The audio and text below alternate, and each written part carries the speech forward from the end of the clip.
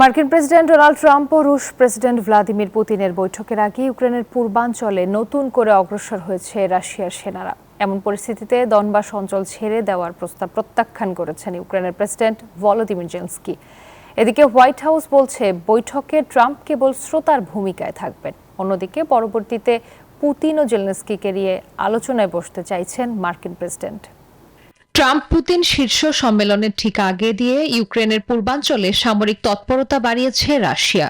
দোনেৎস্কের কৌশলগত শহর ডোব্রোপিলার কাছে রুশ সেনারা প্রায় 10 কিলোমিটার অগ্রসর হয়ে নতুন করে চাপ তৈরি করেছে।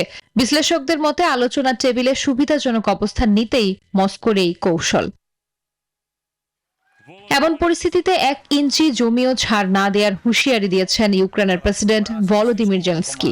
তিনি সাফ জানিয়ে দিয়েছেন দনবাস ছেড়ে দেওয়া হবে মস্কোকে নতুন আক্রমণের সুযোগ করে দেওয়ার শামিল। বান্ডেল থাকলে প্রতি সেনমানিতে টাকা বাঁচবে। বিকাশ সেনমানি বান্ডেল কিনে জিতুন প্রতি লেনদেনে। বহুল আলোচিত এই বৈঠক নিয়ে হোয়াইট হাউস অবশ্য জানিয়েছে আলাস্কার বৈঠকে প্রেসিডেন্ট ট্রাম্পের ভূমিকা হবে মূলত একজন শ্রোতার।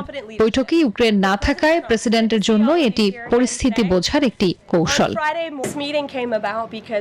আলাস্কার অ্যাঙ্করেজে আসন্ন বৈঠকটি ট্রাম্প এবং পুতিনের মধ্যে একান্তে হবে। ভবিষ্যতে রাশিয়াও যেতে পারেন মার্কিন প্রেসিডেন্ট। ট্রাম্প নিজেই আলোচনাকে দেখছেন প্রাথমিক ধাপ হিসেবে। তার পরবর্তী লক্ষ্য রুশ প্রেসিডেন্ট ভ্লাদিমির পুতিন এবং ইউক্রেনের প্রেসিডেন্ট ভলোদিমির জেলেনস্কিকে একই টেবিলে নিয়ে আসা।